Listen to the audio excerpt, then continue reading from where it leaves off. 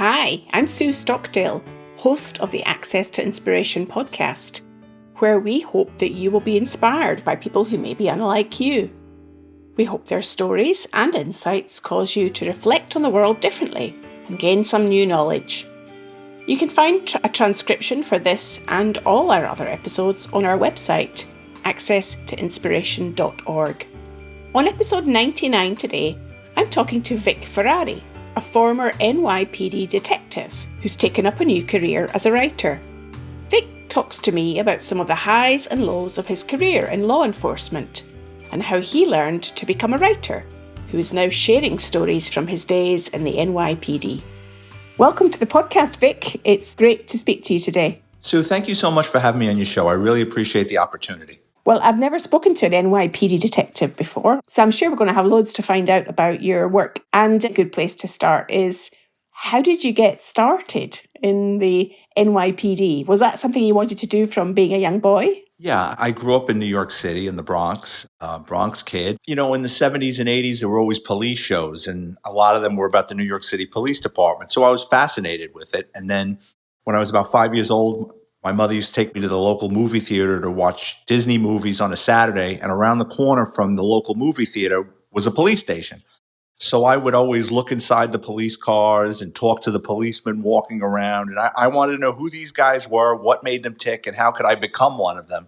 And then I like to tell the story, by the age of 10, my friends and I used to sneak into the post office and steal FBI wanted posters off the wall. And then we'd go around the neighborhood conducting our little manhunts, looking for fugitives. By age 20, I took the exam, I passed, and by 21, I was in the police academy where I enjoyed a wonderful 20-year career with the New York City Police Department. And was it the reality of it? Was that how you imagined it was going to be? No, it was a lot different. You know, it's one thing to see things on television and the movies. I mean, yeah, the uniforms were the same, the ranks were the same, but the biggest thing that immediately from the police academy and then when I was in field training was, it's not like the movies where you're crashing up cars or getting into gunfights. There's a lot of consequences for your actions. So you had better be right when you decide to make a decision to go forward, either arresting somebody or using force or anything like that. You know, there you were, a kid doing your pretend detectiving. When you got into doing it for real, what was different about it? Well, the beauty is, you know, it's not like they changed the rules on me. I was right out of the box. And so I went from the police academy. And the funny thing is, most of my instructors in the police academy were only a couple of years older than me. So it's kind of hard to take someone serious if they don't have really a lot of street time and they're preaching to you, you know, you got to do this and you got to do that. And they tell you, well, when you get to the precincts, don't listen to those old timers. You know, they're going to get you in trouble. Then you go into field training and you're in a precinct and there's grown men, 50, 40, 60 years old, walking around as cops and supervisors. And the first thing they tell you is that shit that you learned in the police academy goes in the garbage. So you're kind of paralyzed for a couple of months where, all right, well, like, so what's going on here? What do I do? I started slow. I really did. It's analysis paralysis. I didn't make many arrests in field training because I was nervous about it. But after a while, after about 6 to 9 months, I started figuring things out. I was far from a seasoned veteran, but I definitely, the gloves came off as far as I knew now I could pull cars over and I could do this and I could do that. So it just took a while to kind of figure things out. And is it, as we see on the TV, that you are accompanied by somebody more experienced when you're going out in that initial period in the precinct? Well, things have changed. So back in the 80s, right, when you got out of the police academy, you were assigned to a field training unit. And that was inside a precinct. So the field training unit I was in, there was 40 or 50 rookie cops. And there were 4 or 5 sergeants. And what they would do is every day they would sprinkle us on foot patrol around different parts of the South Bronx. And you had a street corner. You had a street with maybe 2 or 3 streets on the west side of the street, and you were expected to handle whatever came up on your post. So if someone came up to you and they were in a car accident, you took an accident report. If someone, a domestic violence, and the person was there, you'd make the arrest. So it was baptism by fire. And if you had a question, you would call the field training sergeant who would respond. But you didn't want to become too needy or too dependent on that, because after a while, then they would get pissed off at you. And it's like, oh,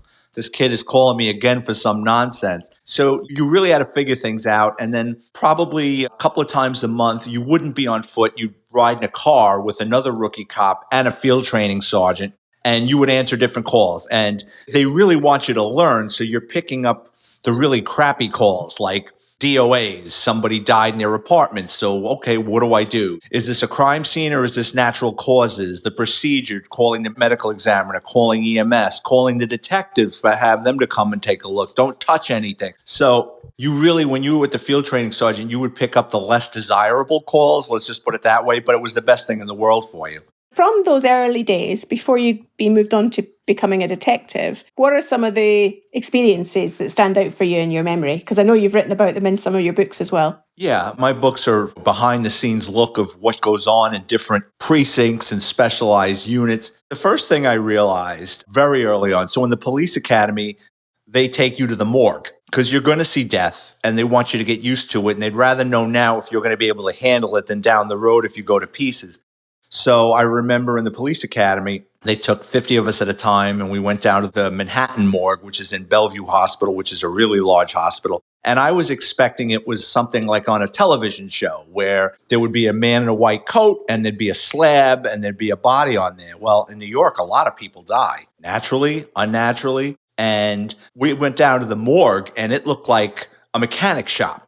Like there was 8 bays and there was a bunch of people working on a bunch of bodies. And it was like, wow, like I couldn't believe it. The smell, everything that was going on between each bay. They had a produce scale, like when you were a kid and your mother wanted to weigh a head of lettuce. They're pulling organs out and dumping them in the scale and weighing it. And there's a guy with a clipboard writing down everything. And they're making jokes about it. I remember specifically, they took some guy's brain out and the medical examiner goes, well, he ain't too smart. He's only got a 2.5 pound brain. So I also realized there's a lot of gallows humor in the morgue. The time I was there as a kid, there was a young man who had been shot multiple times. And the medical examiner had like this tool and he's pulling bullets out of the guy and he's dumping them in this metal tray. And there's a detective hanging over his shoulder, drinking a cup of coffee and eating an Egg McMuffin, which for the life of me, I don't know how this guy could eat. But anyway, the detective asks the medical examiner, what do you think? And he goes, suspicious suicide. And everybody starts laughing. I'm like, man, these guys are ghouls. So one of my first experiences was death. And then when you're a young patrolman, like I said, they give you the less desirable assignments. I remember one of the first DOAs I had to go to was this man died in his apartment. He fell over the coffee table and there was a gun within arm's reach of him. And we couldn't figure out what it was. And then I learned the process. The detectives came, they started interviewing people on the street. And what we found out was the man, deceased, was working on his car. He got into an argument with his neighbor. His neighbor took his head and slammed it in the car door a couple of times and really screwed this guy up. The guy got up, went back into his house to get a gun to come down and kill the guy and fell down and had an aneurysm. So it quickly went from a natural death in an apartment with an illegal gun to it turned out to be a homicide. And it could have been a double homicide had he been able to get that gun and come outside. He was going to kill the guy. So you learn the street is for keeps. It's got its own set of rules. The street talks to you and you have to be able to listen and understand what's going on. And from that experience, when you were a rookie and then moving through your career, where did you go next? So in my 20-year career, I bounced around a lot. So my first precinct after field training, I went to a precinct in the South Bronx. It was a burned out neighborhood. It was a dumping ground for NYPD members that had screwed up in other places and rookies.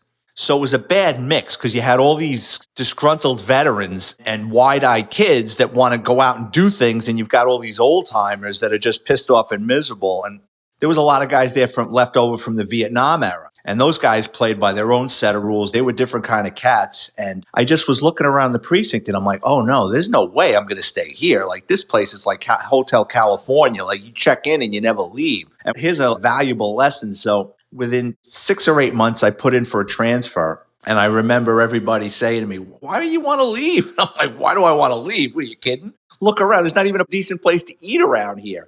And I bounced around a lot. I went to a borough unit, which that's another story because as a kid, when you're a rookie cop, you really don't have say in anything. You do as you're told. I got put immediately into a drunk driving or a DUI unit, which I absolutely hated because you're driving around all night looking for drunks.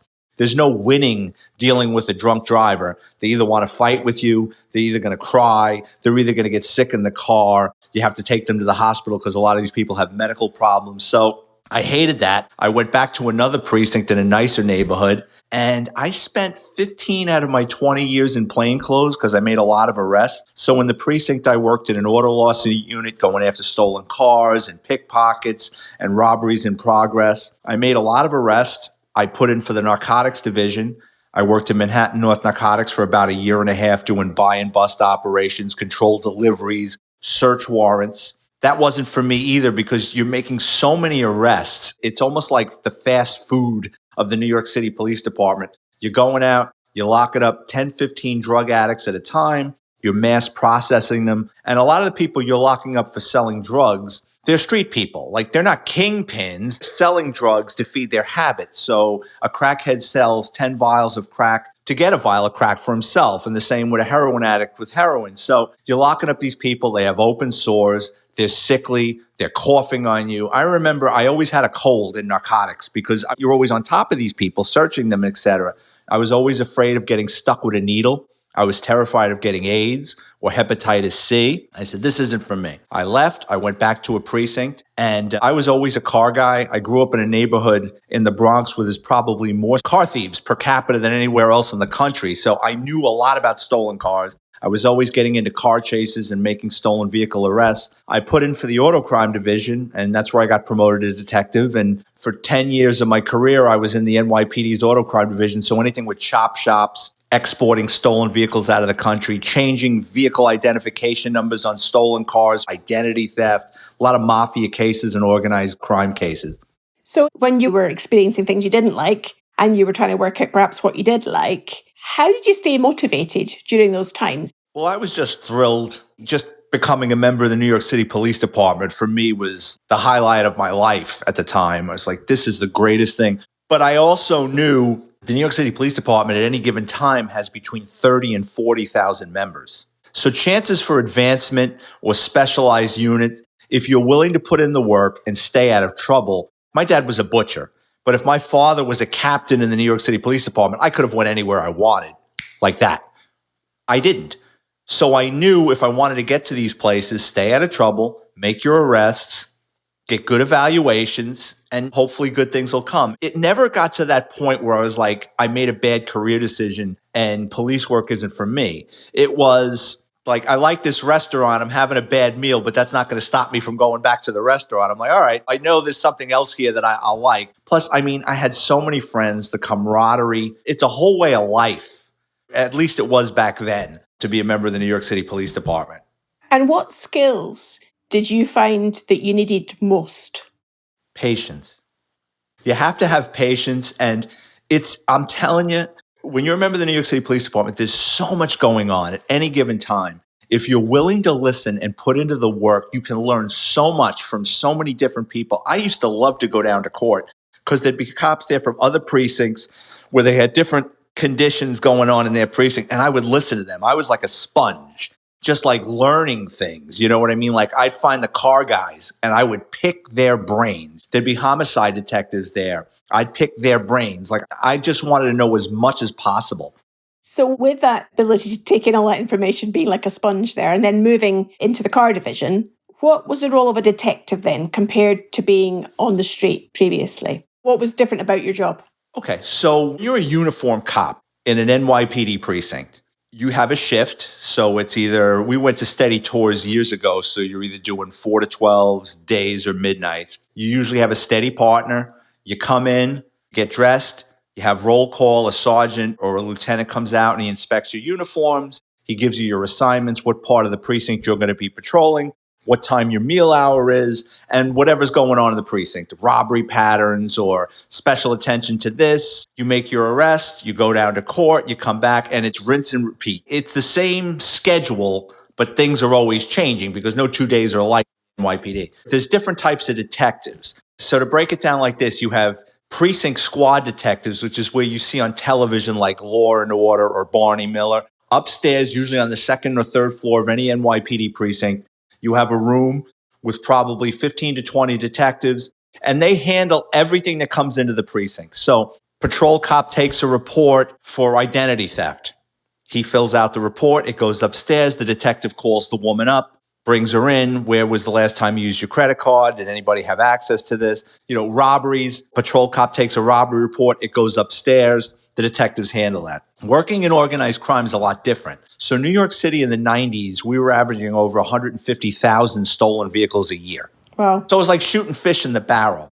The auto crime division's mission was to take down these gangs, these organized crews that were putting in the orders and stealing in bulk. So we went after organized crime groups that ran the body shops, the junkyards, the salvage yards. We'd also lock up your garden variety car thief. But our mission was to go after the heads, take down these places, go up on wiretaps, try to get as many people as possible in the case. And sometimes while working on these cases, we would solve homicides because guys would talk on the phone, or we would know a guy was involved in a homicide. So when we took the case down, we tell the guy, look, you're going away for 20, 30 years. You might want to tell us about what happened up there in the Bronx last week. So when you're in organized crime, you're kind of at the beck and call of the bad guys. If the guys you're working on are doing nights, you're doing nights. If they get up early, you're getting up early. So it was fascinating. So you're very much driven by those that you're seeking to bring justice to. Yeah, and you have to know as much about them as possible. Don't take them for granted, and then once you arrest them, like I said, it's patience. Be willing to talk to them and see what you can get out of them that'll lead to more. So in the role of detective, are there any other skills in addition to patience that you really need to bring to what you were doing? The differences between a detective and a cop is definitely flexibility. As a detective, especially in organized crime, you're making your own hours because it goes around what your guys are doing. So you're not going to have a set lifestyle. For 6 months, I could be doing midnights, and then 6 months from now, I could be doing 4 to 12s or different shifts. You have a lot more flexibility of where you can go. Like a patrol cop, if he's leaving his area, he's got to let everybody know where he's going. They're going to be looking for him. Where'd you go? With us, we would just sign out. We're going out to Brooklyn for surveillance, take a couple of radios and check in every now and then just to make sure you're alive, just to check in with your sergeant or your lieutenant. Listen, boss, I'm going out to Brooklyn to check this. Yeah, no problem. As a detective, there's definitely a lot more trust and you're scrutinized more to become a detective. Does that sometimes backfire? Yeah, it does, because you'd have morons that would go off the reservation and do something stupid. But that was far and few between. But there was a lot more trust between the department and detectives as far as what we could and couldn't do. So given that your aim was to bring down some of those heads that were operating in this area, it sounds like it could be a pretty dangerous job that you were doing. How did your family accept your work in the police department? They were happy for me because between the ages of high school and before I got hired, they were like, great, you want to be a policeman? That's great. We're with you, but maybe you should go to college before you get hired. I didn't want to go to college. Or my dad wanted me to go into the trades. My dad was like, listen, it's great you're going to become a cop, but I think you should become an electrician or a carpenter in case that doesn't work out. And I would have none of it. Like, I knew what I wanted to do from the age of 5. My parents, they were concerned, but I don't think that, they knew me as well as anyone. They weren't particularly really nervous. My dad would always say, be careful. I'd say, yeah, Dad, don't worry about it. I'm fine. They raised me. They knew I could take care of myself. When you found you were facing a huge challenge or a difficult situation, what are the moments that stick at the front of your mind? So one time we had a camera on a guy's garage and he was taking in stolen vehicles and chopping them up into parts and selling the parts. So we had a camera. So what we did, and I'm dating myself because this is like the 90s, the VHS tapes, right? So we take the tapes out, we're reviewing them, and we'd watch the cars go in. But it just seemed like a couple of times during the time of day, the way the sunlight was hitting, you couldn't make out the license plate. You just couldn't make it out. So I took the tape down. The NYPD's got a specialized unit like our tech guys. I bring it down to them, and they look at it, and they're messing around with it, and like, we can't do anything for you. We can't see it. And I was like, well, that sucks. And I'll never forget, my partner and I were driving back, and I said, you know who's got a lot of toys? And he goes, what are you talking about? I says, the news media. So I drove to 57th Street. I went to CBS. I knocked on the door and I asked if I could talk to the producers from 60 Minutes, NYPD. Yeah, come on in. And just cold call, walk in. I'm in the 60 Minutes studio. And I'm like, listen, I got this VHS tape. I says, can you guys do something like, and they couldn't have been, they had just gone over to digital, which I didn't even know what digital was at the time. They put the tape in and they converted to digital and we got the license plate. So You got to never be willing to take no for an answer. And if you come to a dead end, don't just throw your hands up and go, well, it's a dead end. Be willing to go left or right. And, you'll get to the bottom of something. It's a lovely example of being resourceful in that way, like finding a way to solve the problem, finding a way to move it forwards. Fast forward to today. How would you encourage other people to be resourceful? Because very often these days, perhaps people's willingness to take risks and go into the unknown is a little bit more diminished. Absolutely. So when I got into writing these books, I knew A, nothing about writing, and B, I knew nothing about the publishing process and how to get the book to market, right? So I figured, all right, let me concentrate first on writing a book. And that took me a year and, my bumps and bruises. Then I said to myself, okay, am I patient enough to send this manuscript out to 30, 40, 50 publishing houses and see if one of them is willing to take a chance on me? And I said, I know myself. I'm not patient. I'm not going to wait for these people's letters. So I'm going to do it myself. So then I start looking at these companies that'll put a book together for you. And the first thing that stood out to me is they want money up front and they're promising you the moon. And I'm saying, that doesn't sound right. And then I start reading the horror stories of people get a half-assed book or they don't promote it for them. So I said, I'm going to learn this process myself. And through trial and error, I've figured out how to write a book, how to get it edited, how to get a nice book cover, how to get it formatted, get it uploaded into Amazon, and then I learned marketing techniques. And that's why we're sitting here talking to this day, because one of the greatest tools to marketing a book is podcast interviews. And what did get you into writing in the first place then, Vic? I retired. I moved down to Florida. I was bored out of my mind. And my friends and family said, you got all these wild stories. You can tell a story. Why don't you just start writing them down? And the more I thought about it, I said, all right, you know what? Let me give this a shot. Let me see if I can do it. Wrote the first book, it started selling. Wrote the second book, started selling. So here I am writing my 7th book, and I'm talking to you. So it worked out for me. And what are your ambitions for the future then? Where do you see this writing taking you? For now, I'm writing. It's fun. It's enjoyable. I'm going to keep doing until A, it's not fun anymore, or B, it's not profitable. And do you have to get permission from the NYPD, or do you leave people's names anonymized? Yeah, no, I don't have to get permission from the NYPD. They're my stories. When I set out to write these books, the 2 things I didn't want to do was get anybody divorced or in trouble, embarrassed. So I changed the names, the dates, the times, the locations, the ranks. Sometimes I'll converge 2 stories together. So some of it's fiction, but a lot of it's truth, and a lot of it is from experiences that I had. You've sounded like you've used that resourcefulness, that willingness to step into the unknown in your writing. Based on your career and what you now do, what are your advice to our listeners? If someone's listening thinking, oh, I'd love to write a book and I don't know how to do it, what would you suggest for them to do? Oh, if you want to write a book, it's easy. And what I suggest to first-time writers, and I always say this, if you're a first-time writer and you're not skilled, you didn't take a lot of courses, never write in chronological order. It will paralyze you. You're going to sit there and go, the beginning. And you're just going to sit there and it's going to frustrate you and you're going to walk away from it. So you know what your story or your book is going to be about. Pick a part of that book that's going to be enjoyable for you, that you love telling that story, and go with that. And then you can build around it. You don't have to write in chronological order. Just write different chapters and then you can string them together like an episode of Seinfeld.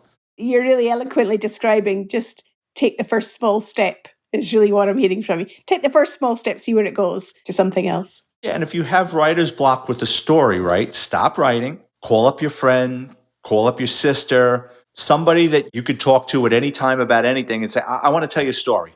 And tell that story. Don't read it to them.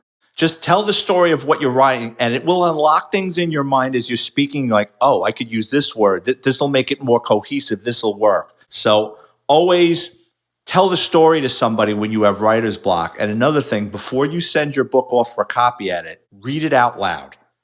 I have 2 dogs here right now, and they think I'm nuts. But what I will do is, before I send that thing out, I will sit there and do like a Shakespeare in the Park and read my book out loud. And I'll go, oh, that doesn't sound right. I edited it as best I could. But once you read it out loud, you're going to be able to fix a lot of things with it. If you read something so many times, your mind just says, yeah, it's fine.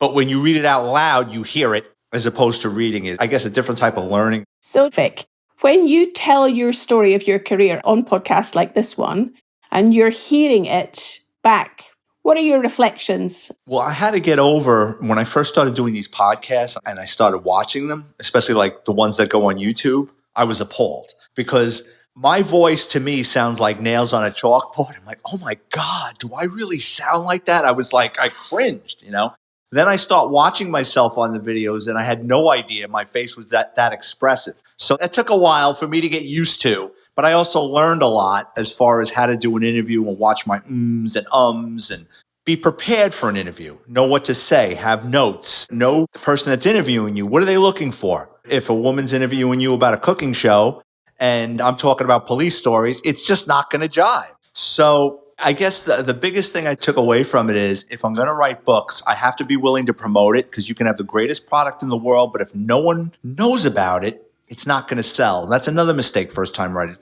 They write something and they walk away from it. It's like, no, you got to keep putting CPR into this thing. You've got to market it on Facebook, Instagram, Twitter. You got to learn how to do hashtags. You got to be willing to do interviews. It's guerrilla warfare to get your book in front of people. So many, many small steps that you have taken in the writing game as well as in your career, Vic. It's been great to speak to you today. If people want to find out about your books and about you, how might they do that? Sure. So just go on the Amazon books section and type in my name, Vic Ferrari, like the car. All my books will come up. And if they want to get a hold of me on Twitter or Instagram, they got a question or they want to interview me, I'm at Vic Ferrari 50. Perfect. Brilliant. Thank you, Vic. I just want to say thank you, Sue, for the opportunity to my friends across the pond. And it was a great interview and I appreciate it. I hope you enjoyed hearing from Vic and maybe you now are inspired to begin writing yourself. Remember, if you enjoyed this episode, please leave us a review. We'd really appreciate if you would do that. And you can follow us as well on the platform you're listening to us on, so that you don't miss any future episodes. Also, you can keep connected to us on socials. We're Access to Inspiration on LinkedIn, Twitter and Instagram. And if you go on over to our website, you can also sign up for our newsletter. I'll be back next week for our 100th episode, and I will be speaking to musician and performer Simeon Wood. I hope you can join me then.